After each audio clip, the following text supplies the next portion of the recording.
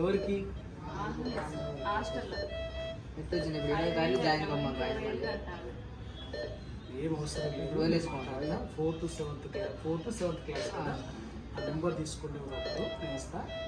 Details నేను గవర్నమెంట్తో మాట్లాడి ఇటు సూర్యాపేట కానీ కోదాడ కానీ అక్కడ మీ పరిసరాల్లో కోదాడ, సూర్యాపేట, తుంగతుర్తి, చిలుకూరు అవన్నీ ఉన్నాయి కదా, హుజూర్ నగర్, నడిగూడెం, అక్కడి నుంచి అక్కడ మీరు కరెక్ట్ ఏ మండలం వస్తారు మీది? మునగాడు. మునగాడు అంటే మీకు కోదాడ సూర్యాపేట మధ్యలో వస్తుంది. మీకు సూర్యాపేట అయినా కన్వీనియంటే ఉంటుంది, కోదాడ అయినా కన్వీనియంట్ అవుతుంది, హుజూర్ నగర్ అయినా కన్వీనియంట్ ఉంటుంది. అక్కడ మూట అక్కడెక్కడ ఉందో నాకు కూడా కరెక్ట్ అది. సూర్యాపేట ఉన్నది, కోదాడ ఉంది, హుజూర్ నగర్ ఉన్నది, నడిగూడెంలో కూడా ఉందా? నడిగూడెం మంచిదండి. మీకు ఎక్కడున్నా కూడా మీరు అక్కడెక్కడ దగ్గర ఖాళీ ఇప్పుడు ఇది ఉంది, ఎందుకంటే ఇప్పుడు టైం అయిపోయింది కదా. ఎక్కడ వెహికల్స్ ఉంటే అక్కడ 4th క్లాస్ 7th క్లాస్లో నేను గవర్నమెంట్తో మాట్లాడి ఇద్దరికి సీట్ ఇప్పిస్తాను. ఎవరికి డబ్బులు ఇవ్వాల్సిన అవసరం లేదు. అర్థమైందా? నీ ఇప్పుడు నువ్వు మంచి పని చేసినావు, కష్టం వచ్చిన వాడికే నీకు జీవితాన్ని నీ ప్రాణం పరంగా పెట్టినావు. నీకు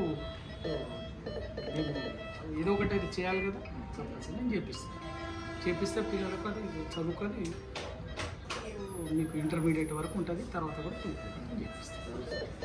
వద్దు చేతులు దండం పెట్టి ధైర్యంగా ఉండు. మళ్ళీ నేను మీ ఊరికి వస్తాను. డిశ్చార్జ్ అయినాక అన్నయ్య కాదు మీరు తీసుకోండి, అయిపోయిన తర్వాత మీరు తీసుకోండి. నేను మళ్ళీ మీ ఊరికి వస్తా. ఊరికి వచ్చేసి నేను మన వీళ్ళు ఉన్నారు కదా, రమణ, బెల్లంకొండ వెంకటేశ్వర, వాళ్ళతో వస్తా. ఊరికి వచ్చి నేను మాట్లాడుతాను, చేస్తాను. ఇంకేమైనా ఉంటే కూడా నేను ఊరికి వచ్చినప్పుడు తెప్పిస్తాను. ఏం లేదు, ఆ ధైర్యం కూడా మంచి పని చేస్తావు. తప్పనిసరిగా నువ్వు ఎందుకంటే నువ్వు ఇంకొక ప్రాణం కాపాడడం కోసం నీ ప్రాణం పరంగా పెట్టినావు. మంచిగా జరుగుతుంది, మంచి జరుగుతుంది. నువ్వేం భయపడకు, ఏం లేదు. నీ పేరేం పేరమ్మా? నువ్వేం చదువుకున్నావు? 10th చదువు. మీది ఊరు? ఏ ఊరు?